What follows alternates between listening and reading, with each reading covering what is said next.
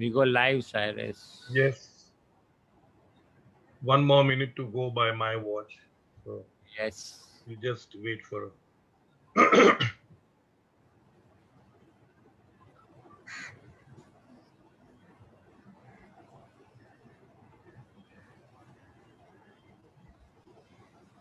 Jai Baba. Nothing is real but God. Nothing matters but love for God. God is the only reality. All else that seems real is illusion. God and I are one. Meher Baba. Avatar Meher Baba ki jai. Thanks to beloved Baba and Jai Baba to all of you. We are reading, rather concluding this book called Meher Baba Calling. We just have one chapter left, one page left actually. So I'll be reading that out to you. Baba says, follow my instructions. That's the heading. Suppose I say, don't worry about your children. You must take my word as if, as it comes from God, not as if, sorry, as it comes from God, because I am that. What does the word of God mean? God must know everyone, do everything. Therefore, when he says, don't worry about your children, it means you do not have to worry.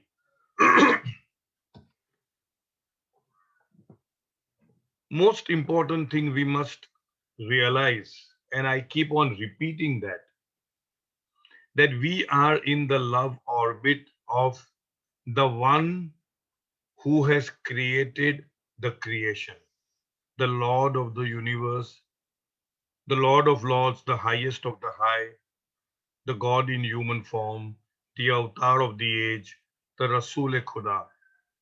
And whenever he utters anything, especially, for example, in this particular passage, it is obvious that he is addressing a crowd of people or maybe one individual. So, whatever comes from the source of the creator, the truth, source of the truth, there is no question absolutely of even thinking about it. That's what Baba is saying. That when I say, don't worry about your children, and that for that matter, don't worry about anything, it simply means that we are not supposed to worry. Period. Why? Because he said so. Why? Because he knows all. Why? Because he is the creator of everything that is created. Number one. Elsewhere, Baba talks about worry. I know I am repetitive, but then it seems that it may benefit somebody who has not heard this before from Baba. Baba says worry is a product of feverish imagination working under the stimulus of desire. That means worry is something which is manufactured. It is a product. Manufactured by what? By imagination. What type of imagination? Feverish imagination. That means when person is under high temperature, high fever, he becomes gibberish. He's not able to think straight. He thinks all ulta sulta. So, in other words, what Baba is trying to convey is that worry is a product of feverish imagination. That means it is all hopeless to worry. And how does it, how does worry come into being? Working under the stimulus of desires. Stimulus means fuel. If there is a fire and you keep putting more fuel, the fire will keep on burning. If you remove the fuel, the fire after a little while will die out. It will be extinguished. So, in the same way, the stimulus to worry is desire. In this particular case, for example, somebody wants that their children should get well, that the children should not die, that the children, whatever that may be, that means there is a selfish desire. And as long as we have selfish desires, we are bound to have worry.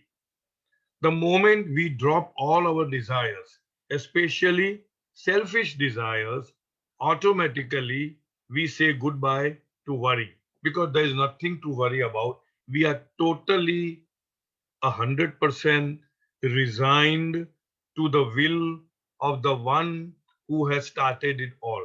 So, where's the question of worry? Baba then goes on to say, suppose I turn my key and there is an earthquake tomorrow. This turning the key, in fact, there's a book also entitled Turning the Key. During the earlier times, Baba Mandli and other people would always, talk about this language. Ke Baba ne chavi ghumai. So when Baba turns the key, anything that is impossible can become possible. And sometimes the other way around also. So Baba says here, he is using the same language. Suppose I turn my key and there is an earthquake tomorrow. And within 5 minutes, all of you vanish. I then what about your worries about your family and children? So Baba is saying that he knows exactly what is going to happen. And because he knows everything, he is telling us not to worry. I remember another incident where, again, words to the effect, Baba says that I am the author of a book which is called Creation. It's all creation. I am the author of the book, which means I have written the book, which means I know how the book starts, what are in the intermediary chapters, and how it's going to end, because I am the author. And then Baba says that I am telling you with authority, because I am the author of the book called Creation. I know that everything is going to end beautifully, like how we say in fairy tale, and they lived happily ever after, something like that. So Baba says that I am telling you that everything is going to end absolutely brilliant, absolutely beautiful, absolutely blissful. But because you all are now reading or going through the intermediary chapters of the entire book called the creation. And in the intermediary chapters, there's a lot of turmoil, ups and downs, all the churning happening in the intermediary chapters, a lot of suffering. And then gradually it will transmute itself into pleasure, joy, happiness, bliss, and it ends. And because I am the author, I am telling you time and time and time again, there is nothing to worry. Worry happens only because of our own ignorance about the true nature of the self. When I say self, I don't mean this body, about the real self. The true nature of the real self is bliss. So, because we are ignorant of the true nature of the self, we have erroneously, through ignorance, concluded that I am this body. And because you have wrongly concluded I am this body, then everything connected with the body suffers, body goes through ups and downs, sicknesses and all that. You think that you are going through. No, nothing happens to you, nothing happens to the soul. The soul is absolutely untarnished. So here Baba again says same thing. Then what about your worries? If I turn the key and tomorrow there's an earthquake and all of you die, all of you just vanish in 5 minutes. And Baba has never ever given importance to death because Baba says death is only an incident in life. Death is comparable to sleep. The only difference is that when are you afraid to go to sleep every day? No. Every night? No. Why? Because you feel assured that you will wake up in the same body. And that is exactly like sleep, Baba says. The only difference is that you wake up in a different body. And therefore, Baba has never given any importance to death. So here Baba says, all of you will vanish. Vanish means where? Vanish means go to the source, go to Baba.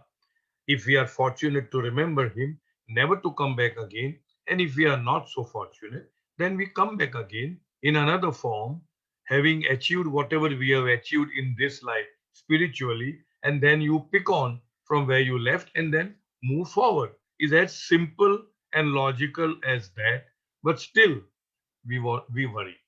And Baba is so understanding that he says, that mind is such a thing that it cannot rest, it cannot not worry. And so Baba says, if at all you must worry, then let it be how to remember me constantly. So worry that how can I remember Baba constantly? Because Baba says that is a worthwhile worry which will put an end to all worry. So let us all start worrying from now onwards. Worrying what? Worrying how not to forget him, worrying how to remember him constantly. Because once our mind is totally focused and attached to that worry, all the other what we call chintu pintu worries will all dwindle into nothingness. And then Baba says, what about your family and children? Therefore, I say, stick to my word. Whatever instructions I may give you, that is all that is necessary. Do as I say, and the rest you leave to me. But do as I say. Baba has been very emphatic about obedience, about doing what he tells us to do. I think in my last one of the earlier sessions, I said that Baba may give some orders which may appear to be very ridiculous. Like Baba may ask you to fly, then you can't say, you don't say, Baba, how can I fly? I'm a human being. I'm not a bird. I don't have wings. Baba says, you must flap your hand as if you are trying to fly, and that would please me because you have tried to obey me. The trying gains marks. That is the important factor with Baba, that the end result is not the only criteria of whether you have obeyed Baba's instructions or not. The end result is, but it is not the only. Baba also gives marks to us for trying to do what he is asking us to do. And then the last paragraph says, I am unmindful of all the qualifications you have. There are many people go with all kinds of qualifications. And by qualifications, I don't mean BA, BCom, BSc, and all that. Qualifications could mean that I am a good orator, I am a good dancer, I am a good, actor, I am a good artist. And although they may be doing, they may be, let's say, contributing their capability in terms of Baba's work. In spite of that, Baba says, I am unmindful of all your qualifications. The only qualification I want is to have love. Baba has time and time again emphasized on love. And basically, what love, if you want to say it in one word, it could mean unselfishness or selflessness or thinking more about the other, thinking less about ourselves. And the one liner, which I'm sure you will all repeat after me because I have repeated it 1,000 times, love is that which gives and does not expect anything in return. You are simply giving and giving and giving. And Baba only wants us to love him. And how to love him? Baba has given a whole lot of, how to love God. I'm not going to in that part. So we all know how to love God by loving our fellow being, by being concerned about their well-being, by being less and less selfish and more selfless. Then Baba, last line, you love me and I am pleased with you. It is, in a sense, so simple.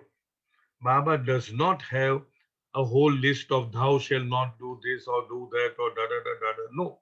He simply says, irrespective of who you are, what you are, how good, bad, ugly you are, how depraved you are, how whatever you are, just love me. That's what Baba says. And if you love him the most, like above everyone else, above everything else, then Baba says, then that is what will please me. So the criterion of being, let's say, a Baba lover, or being one of the chosen ones of Baba, is only love. And whichever way, howsoever you want to love him, there is no rigid rule as to how to love him. Just love him in a most natural, spontaneous manner.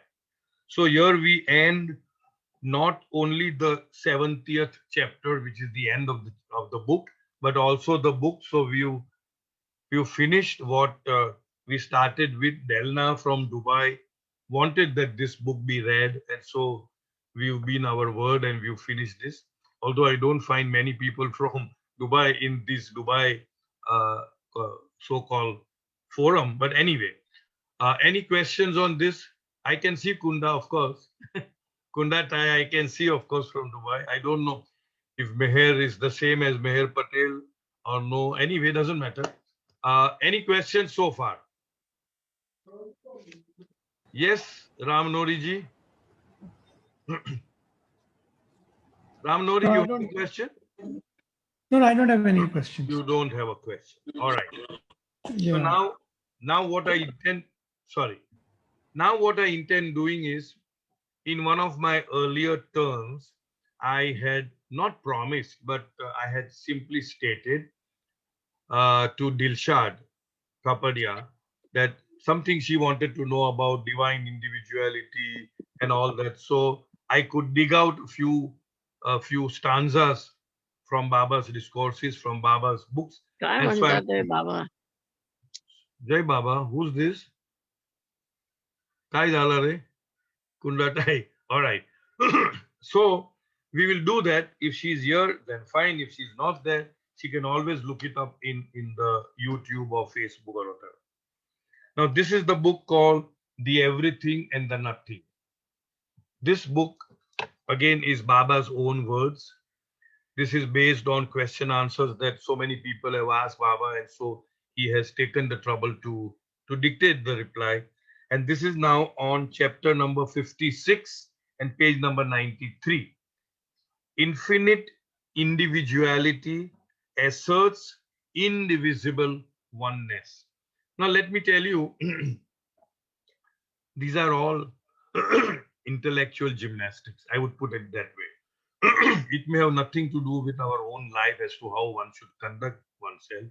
But since there was a query, I thought it behooves upon me to search and try to answer that and address that. Basically, what Baba is trying to say is, in the begin, I'll just sum it up, and then we'll of course go through it. In the beginless beginning, there was only one. You call it an ocean, indivisible, one tranquil ocean. And then with the hooky or the urge or the lahar or the whim that erupted, the creation started. And with the creation, the anomaly, if you call, the apparent division of the indivisible ocean into several millions of infinite drop souls, that happened. Now then they go through the whole travel of creation, evolution, reincarnation, involution, and then finally realization. So this drop remains the same drop, apart from the ocean, other than the ocean, separate from the ocean. Drop is finite, ocean is infinite, all that stuff, right? And then finally, when the merger takes place by the bursting of the bubble, and then the drop identifies itself as the ocean, not as a part of the ocean, but as the ocean, indivisible, infinite ocean. At that time, the experience of Aham Brahmasmi, the experience of Analhak, the experience of Soham, the experience of I am God state is given to that one individualized soul only. That false ego, the false I, now transmutes itself into the infinite or unlimited I. That's the whole story. That means the experience is only to that drop, that individual drop soul. That's what Baba is trying to say. But we will read Baba's words, and if it is not completed today, I suppose it should be. I won't go deep into the explanation because I've already summed up in a nutshell what Baba is trying to convey. There is no scope for separateness in the vastness of the infinite ocean of indivisible oneness. That means that indivisible oneness can never be separated. How then can there be any room of individuality in indivisibility? Now, Baba is asking the same question which all of us were asking the other day. How then can there be any room for individuality in indivisibility? And I've always said, that in spiritual context, there is what is called dichotomy, which means there are two absolutely diametrically opposite viewpoints, thought processes, which are concurrently existing, and they are both correct in their own way. So here we are talking about individuality, and there we are talking about indivisibility. In the indivisible, unlimited ocean of reality, how can there be scope for each drop that has fully awakened to reality to individually proclaim, I am the ocean? Again, he's asking the same question. How can this each drop proclaim, I am the ocean, when it is just a drop? The moment the drop has been stirred to consciousness, it isolates itself into a separate entity and acquires an individuality, a false I amness. That means at the point of the most finite consciousness. Baba uses this terminology in God Speak. The most finite consciousness. The very first consciousness, it assumes a separateness, and with that assumption of separateness, it develops a separate, finite, egocentric I amness. I amness means separate from the ocean.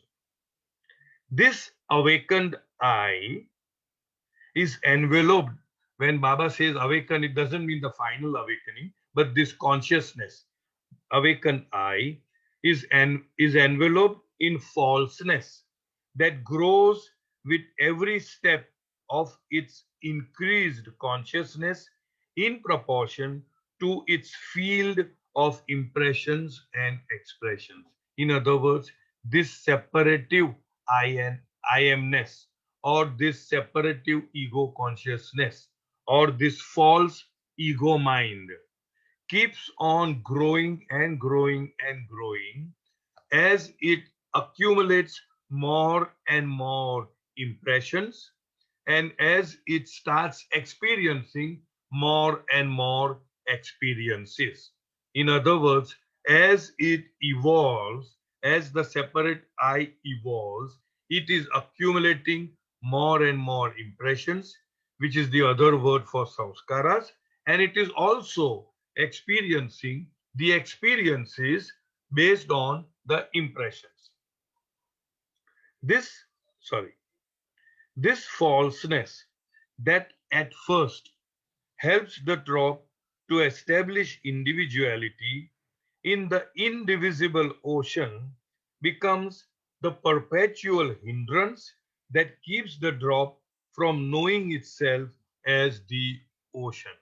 In other words, this nucleus of the false I amness was absolutely essential in order to develop consciousness.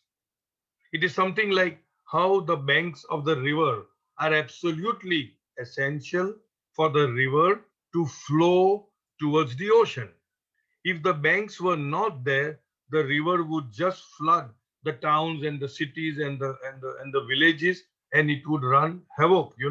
So this bank, although it is restricting the river, it has a purpose to enable the river to flow onwards towards the ocean. In the same way, this false I amness, the nucleus which it has formed, is essential to start with in order to evolve consciousness. But now this very same I amness is now creating a hindrance for that particular drop soul to realize that I am the ocean.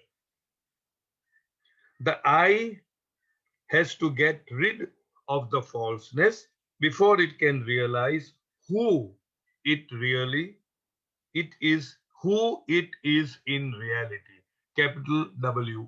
That means in order for the false self to know itself as the reality or as God, now it has to relinquish or let go this very false self that actually helped it to evolve and become a human being.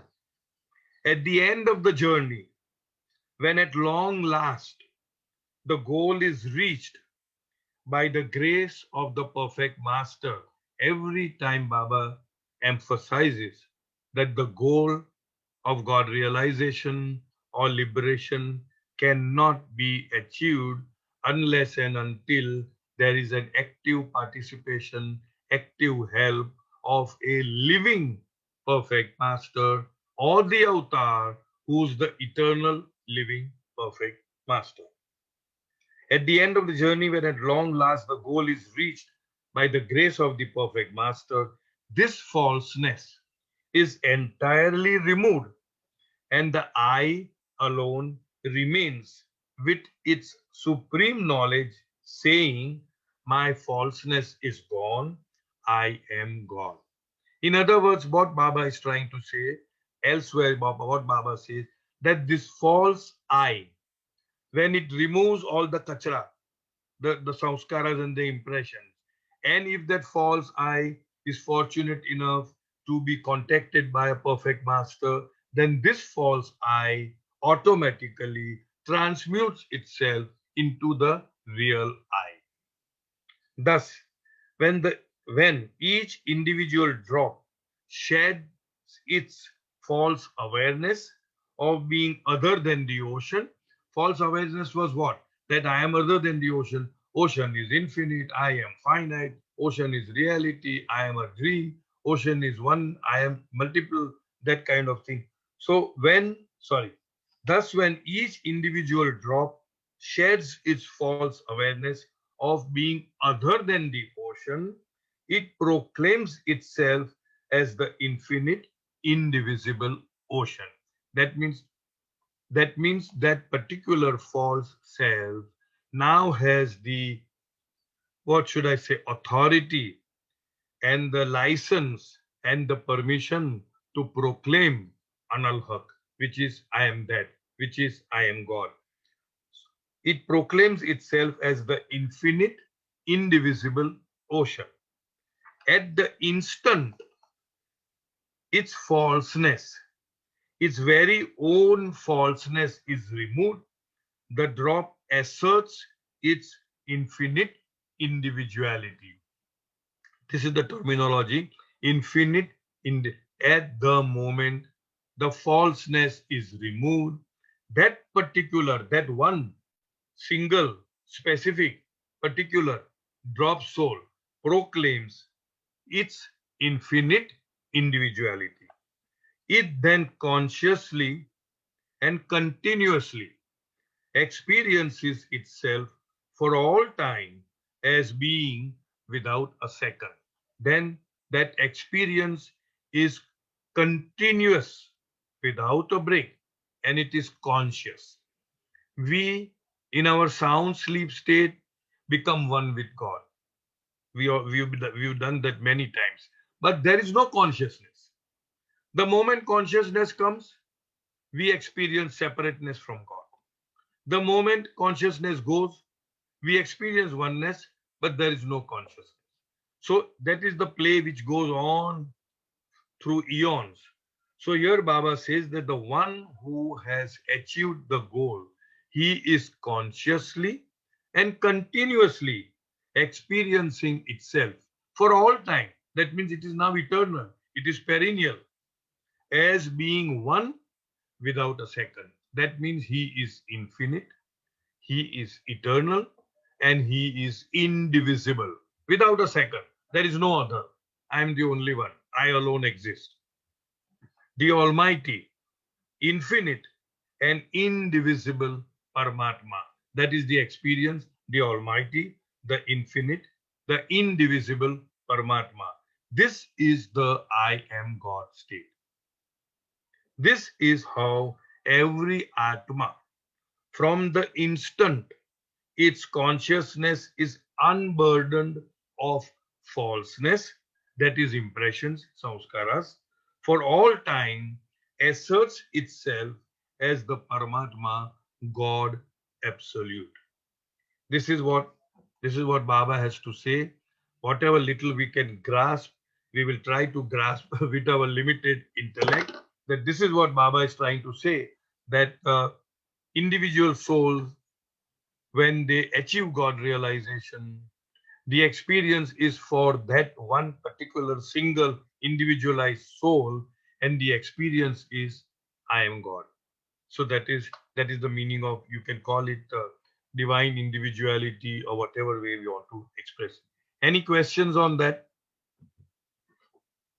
Jai Baba, this is Rakesh. Yes, Rakesh, go ahead. So, more than a question, I mean, not one question. I haven't read God Speaks, so probably I'm not even aware whether Baba has spoken of life before Earth. The other planets, they had life in chains, whatever is given there in Theosophy.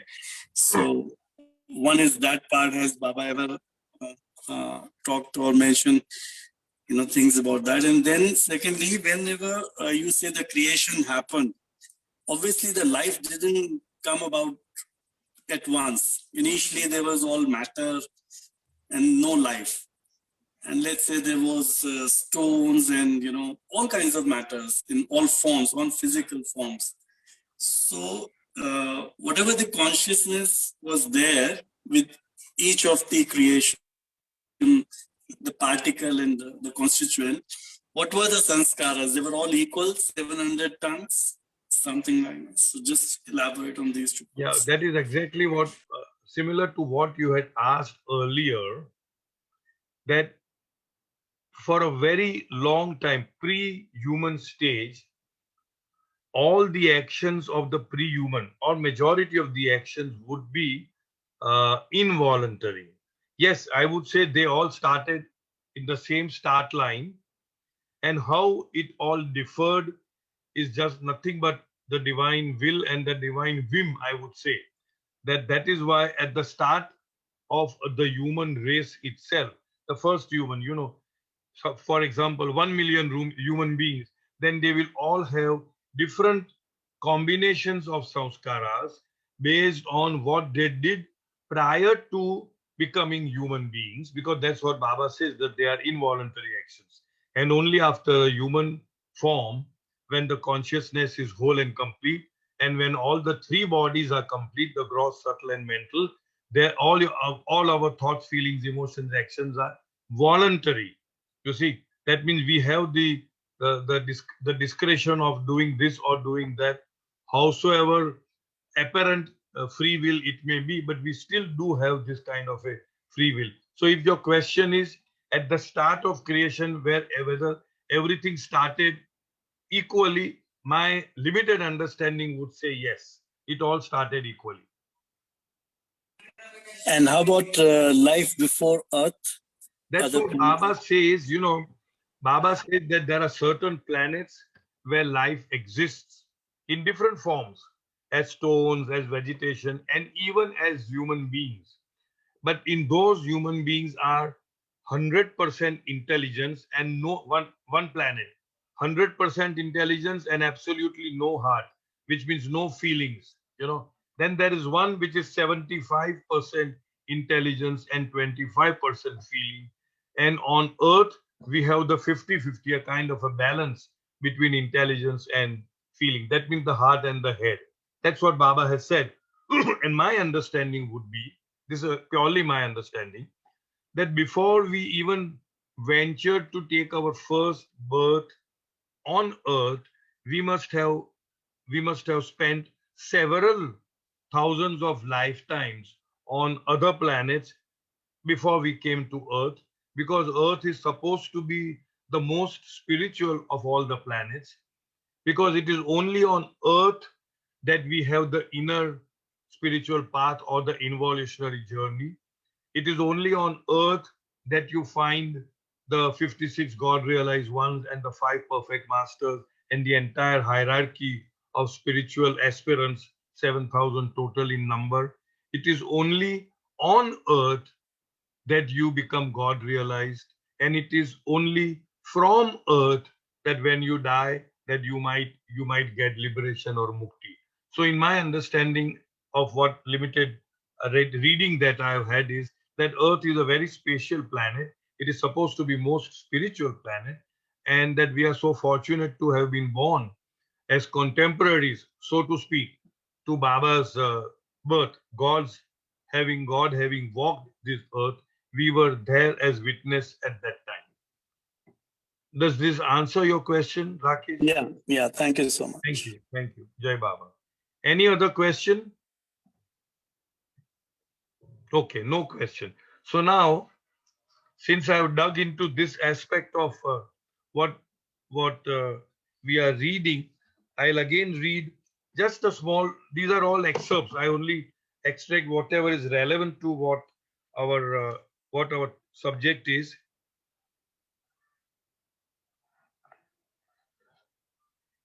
All right.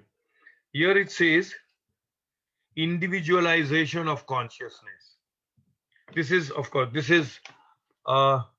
Discourses. It's a very old book. Discourses, 7th edition, page number 18, and the chapter is God and the individual.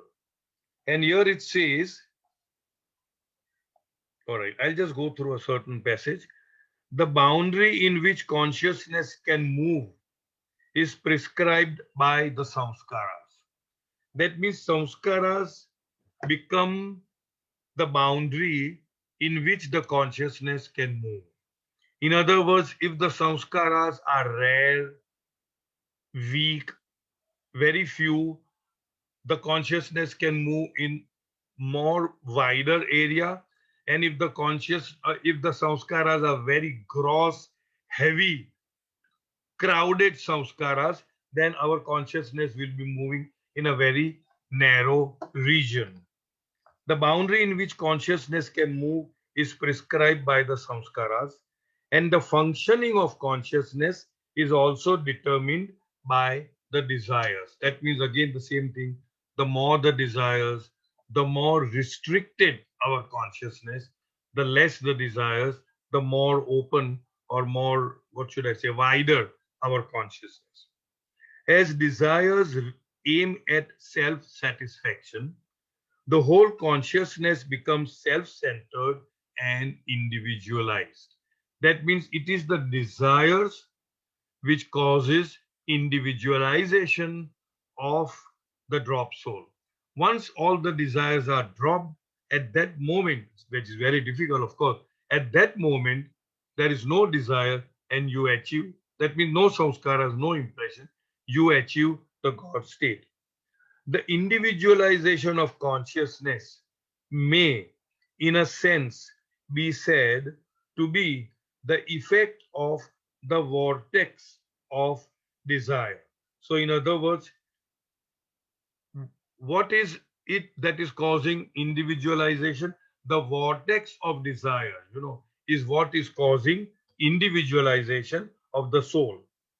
The soul gets enmeshed in the desires and cannot step out of the circumscribed individuality constituted by these desires. In other words, desires are the bars of the jail, of the cage, and the more the bars, the more difficult for us to escape from the jail. It imagines these barriers and becomes self-hypnotized. Of course, everything, including the desires, are in the domain of illusion. We all know that. There is no vice, there is no virtue, there is no this, there is no that. So, in other words, the desires make us self-hypnotized into feeling that I am other than somebody else. It looks upon itself as being limited and separate from other individuals. It looks upon itself, it gets entangled in individualistic existence and imagines a world of manifold separateness composed of many individuals with their respective minds and bodies. This is where the falseness Baba says is we are so self-hypnotized because of desires that we think that there are several millions of bodies and millions of minds and I am separated from them all. When the rays of the sun are made to pass through a prism, they get dispersed and become separate because of refraction. We all know that sun's rays a prism and it gets refracted. If each of these rays had consciousness, it would consider itself as being separate from other rays. If those rays have consciousness, each one, the red, the blue, the green, the yellow, orange, white, they will all think I am separate from the other, forgetting entirely that at the source and at the other side of the prism, it had no separate existence. The separation of existence came because of the ignorance of the of the sun's light falling on the prism. In the same way, the one being descends into the domain of Maya and assumes a multiplicity that does not in fact exist. It is just an assumption. Everything that we are going through is just an assumption. The one universal soul imagines separateness in itself, and out of this division, there arises the thought of I and mine as opposed to you and yours. Because of this ignorance, we think that this is I, this is mine, this is you, and that is yours. Although the soul is in reality an undivided and absolute unity, it appears as being manifold and divided owing to the working of its own imagination. The other day, we did that, what was that, Anarkali or some movie, and that Bruce Lee's uh, Enter the Dragon, where because of the reflecting mirrors, that one person looked as a multitude of persons. The experience the soul gathers in terms of the individualized ego is all imagination. Everything that we are experiencing is nothing but ignorance, nothing but illusion. It is a misapprehension of the soul. Out of the imagination of the universal self are born many individuals. This is Maya or ignorance. Now, here Baba is saying it is the imagination of the universal soul. So, in that sense, it is only the universal soul. You call it Paramatma, you call it God, you call it Baba, who is experiencing and experimenting himself through each one of us. I would look at it that way. I don't know why I flagged this page. Anyway, let's see, since we are reading, let's read it. Side by side with the birth, because we are doing that infinite individuality, and I don't know how. Anyway, side by side with the birth of the separate and limited individuality, side by side with the birth of the separate and limited individuality, there also comes into existence the objective universe. Obviously, because of the consciousness of this separative individuality, there appears this objective world, which again, as Baba says, is also an illusion. As the limited individuality has separate existence, not in fact, but only in imagination, the objective universe also has no independent and separate reality. We have done this earlier. We have done it when we read in God's hand that the world is an object. The objective world is based on our subjective imagination, and it is not the reality Because if it was the reality, it would be the experience of that objective world would be the same for all. Because reality, in my limited understanding again, has two very important criteria. One is that it is constant, and never changing. It is constant. And the other is that the experience of that to all should be the same. So on both these parameters, it is failing, and therefore the objective world is an illusion and not a reality. It is the one universal self appearing in the second role of manifestation through its attributes. In other words, the creator is himself becoming the creation. The creator is becoming the individualized soul, and the creator is becoming the creation, which means the universe. When the soul descends into the domain of Maya, it takes upon himself it takes upon himself, sorry, it takes upon itself the limitations of manifold existence.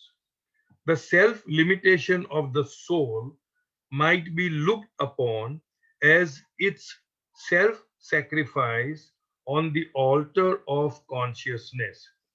In other words, self sacrifice. In other words, I'll tell you a story.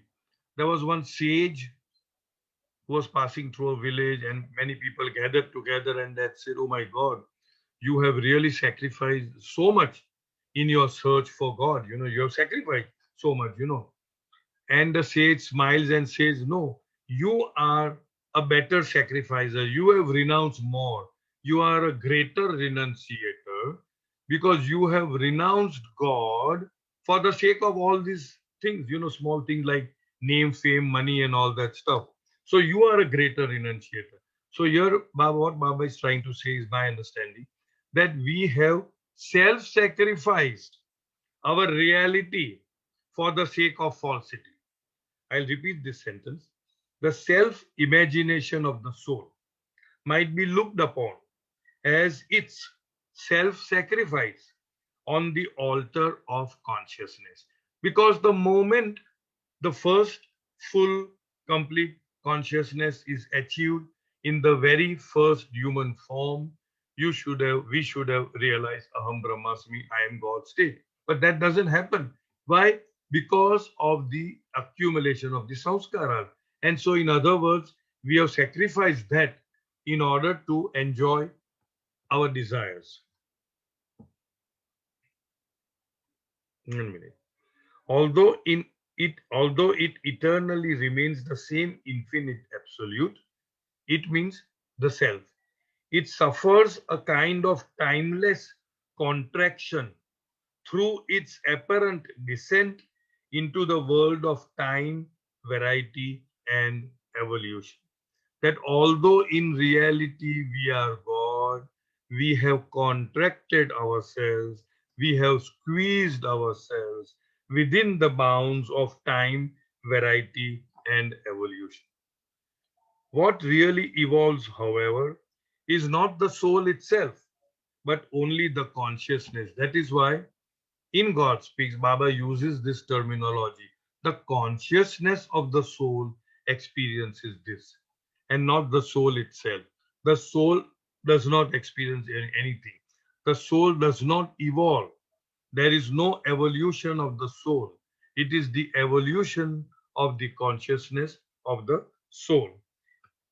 I'll repeat this. What really evolves, however, is not the soul itself, but only the consciousness, which, because of its limitations, gives rise to the limited individuality. What are the limitations? Limitations caused by the existence of impressions or samskaras or desires, although full consciousness is achieved. I'm still a little, I keep repeating, I'm still a little, why did I tag this page? Because it doesn't seem to have anything of what we are trying to, but never mind. Since we are at it, we'll finish it today. And next time I'll be a little more particular about this. Triple engagement and duality. The history of the limited, 1 minute. The history of the limited individuality is a history of the development of a triple engagement with mind, energy, and matter. Triple engagement, one is mind, one is energy, one is matter. That means mental body, subtle body, and gross body. Body, that matter means body. Duality prevails in all these domains. That means duality is not just in the gross, even in the subtle, even in the mental, all the way right up to the last stage of the sixth plane of consciousness. The duality exists. Even on the sixth plane, Baba says the last vestige of duality is represented by the third eye, the inner eye, which makes that the pilgrim or the adept or the Rehrav, as we say, the peer, experience that I am different and I can see God in everyone and everything. But still, there is the duality right up to the end of the journey. And the soul gets entangled therein, although it is in essence beyond duality. The soul, in essence, is beyond duality, but because of the existence of impressions, it assumes a false experience of duality. Duality implies the existence of opposites, limiting and balancing each other through mutual tension. That Baba has explained very beautifully that duality, the whole job of reincarnation is to experience all the duality, is to move from one bank of the river to the other. And in the very tossing, good, bad, rich, poor, high, low, easterner, westerner, man, woman, in the experiencing of this duality, the log of wood actually moves forward. You are not supposed to be stuck at any one bank of the river. So it is what Baba is saying, opposite, limiting and balancing each other through mutual tension. Good and bad, virtue and vice are examples of such opposites. The ignorant soul, enmeshed in duality, is in the clutches of both good and bad. Baba very beautifully emphasizes that even so-called good is a binding. We are supposed to be out of good and bad. And that is perhaps the reason why Baba did not advocate any kind of spiritual exercises, for a simple reason that if you do it from the platform of I am the doer, the aham, the doership, the kartutva aspect, then that also binds you. And therefore Baba has made it extremely simple. I repeat, extremely simple. Just keep me as your constant companion. Think of me, remember me, repeat my name, offer everything to me, your strength, your weaknesses, your attachments. It's as simple as that. Just keep on doing it. But because it is simple, and we have through the ages been practicing a lot of spiritual, Baba sometimes uses the word gymnastics.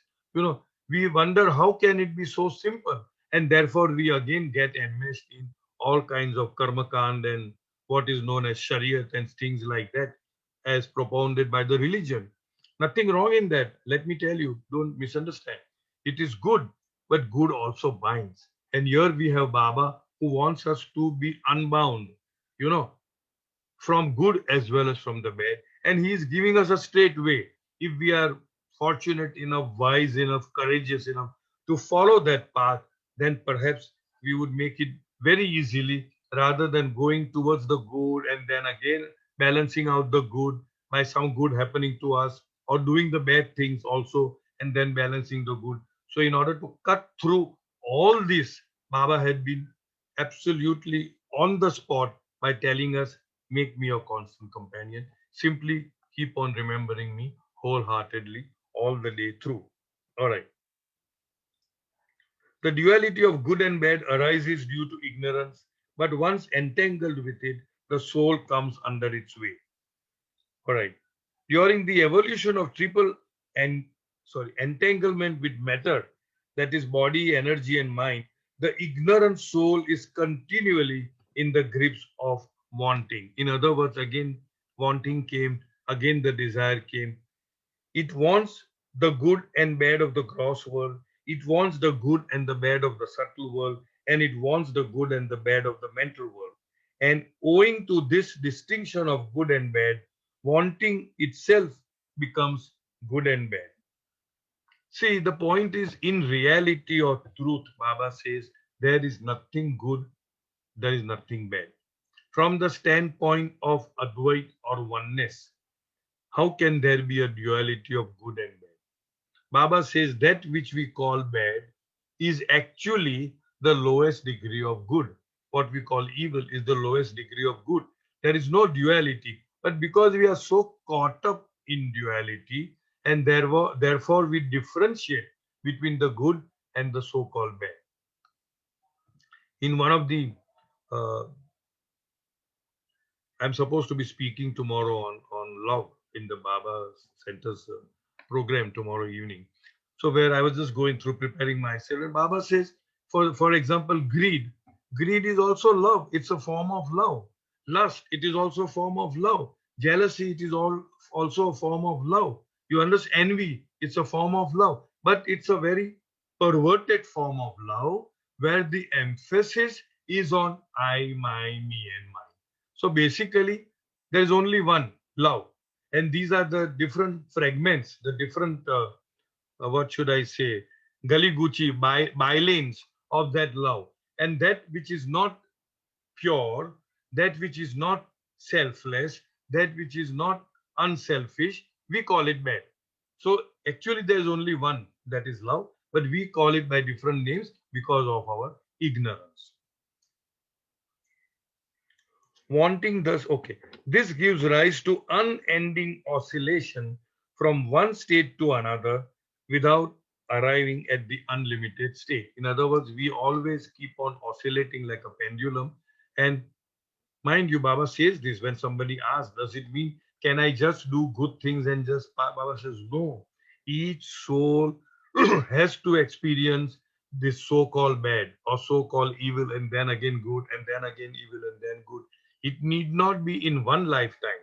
It could be in one lifetime that there was somebody who's very, very bad and he all of a sudden turns good, or somebody who was immaculate, very good, but because something happened and he said, what the hell this is?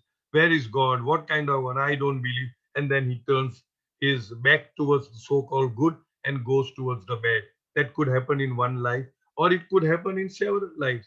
In several lifetimes, 1, 2, 3, 4, only good, good, good, good. And then again, opposite of good, he will become like that. So, in other words, the whole of this game of good and bad is played in the domain of illusion in order for the consciousness of the soul to eradicate or let go the experiences of accumulated samskaras. So this is all a game in illusion. The infinite is to be sought beyond the domain of duality. This becomes possible only when the consciousness can emerge from the limited individuality by breaking through the barriers of samskaras. All right. I think I'll end here because I don't seem to be finding what I wanted to find. Maybe I have another page, but then we'll come to that later. We are almost nearing time, about a couple of minutes more. I'll open up for question answers, and then we'll do this divine individuality on Tuesday and Wednesday because we have quite a stuff to discuss, and then we'll move on to something else. Any questions on what we did so far? Anybody? I think, can we take up the passage for explanation I sent you from the Baba's passage? Oh, I forgot. Can you just, if you Read don't, it out. yeah, please read out. I Okay. can. Thank you. All right. So Baba says, besides moral and spiritual disruption, the world today is experiencing terrible economic chaos. To invite or to tempt the world to think spiritual, the material needs, that is individual or collective, must be satisfied before the mind can dispassionately accept the spiritual. So I wanted you to explain this word dispassionately accept the spiritual. Basically, what? Okay, again, I put this rider as usual that this is my limited understanding. Dispassionate has nothing to do with passion, but in other words, for the world to be ready to voluntarily accept the spiritual aspect of what Baba wants to give, Baba has to, allow them to indulge in the not so spiritual aspects of the things. Baba had said this before because many times Baba would, I'm using the wrong word, but woo some of his disciples by allowing them to do certain things which are apparently unspiritual, because Baba knows that by doing that he will feel satiated about that particular thing, and then he will take a U-turn and come back to me, and that is the time he would be ready to accept whatever I have to give him spiritual. Am I making sense, Rakesh? So in other words, all the other aspects, let me also read through. Let me read just a minute. I think I said what I wanted to say. Rakesh. All right. Okay. Besides moral and spiritual disruption, the world today is experiencing terrible economic chaos. To invite or to tempt the world to things spiritual, in a same thing, in order to tempt the world to think about spirituality, the material needs, individual or collective, must be satisfied before the mind can dispassionately accept the spiritual. Well, dispassionately word is a little, Baba has used it with understanding, I'm sure, but what it means simply would mean that since the material needs of the world are met with, they will be now prepared to accept the spiritual gift that I want to give them. I would look at it that way, to invite or to tempt the world to things spiritual. The material needs must be satisfied before the mind can, forget the word dispassionately, before the mind can accept the spiritual. In other words, time and time again, even in Baba's Mandli, Baba would go out of the way to please somebody, to allow him to do certain things which are, in our terminology, unspiritual. But when Baba would be asked, Baba, this is not correct, Baba says, I know. But I know that he will come around. How? By indulging in certain things and being so disgusted with the result, satiated we call it, that ultimately he will come around, and at that time he would have an open mind to accept what I want to give him. If I start giving him now, he will not accept it because in his mind he already has a preconceived notion of what would give him joy or pleasure or happiness. So let him do away with that. Let him experience all that and then come to me dissatisfied. It is then that when I will give him the spiritual treasure, he will be able to accept it. This is what my understanding from what I have heard the Mandli speak and what I've read, Baba doing certain things which doesn't seem to make logical sense to people around him as to why Baba is going so much out of way to encourage certain people to do certain things which are apparently not the right thing or not the spiritual thing. But he would allow them to do so that they may come back and then they are prepared to receive what Baba has to give them. That is what I can explain, Rakesh. Okay, but it is okay for Baba to do that since the master knows, but not for us. Like, No. there are other people. Yeah. Not at all. Not at all. Not at all. Not at all. All right. All right. Unless and until you have developed such a immaculate, perfect link with Baba within you, and then if you want to indulge into something and you tell Baba, I want to do this, I don't know. Perhaps Baba may say, okay, forget it. So that is the reason why I keep telling that if, and this is not my word, Baba himself says this, that even if you are doing something wrong consciously, keep me as your constant companion. This is what Baba said, and this is Baba's words to the effect again, that it is not only in the good things that you keep him company, but even in not so good things. Of course, the best thing would be to avoid. But if you feel that you just cannot and you have to and you want to, even then you keep Baba as your companion. And that will definitely somehow steer you out of that, what we consider in our limited understanding as wrong or not good to do. Got it? All right. Any more questions? Thank you. Thank you, dear. Any more questions? None. So I think we end the session. Uh, thank you very much, all of you, for attending. And we meet on Tuesday. Thank you very much. Jai Baba. Avatar Meher Baba ki Jai. Thanks, Baba. Jai Baba. Jai Baba. Jai Baba. Jai Baba. Baba ki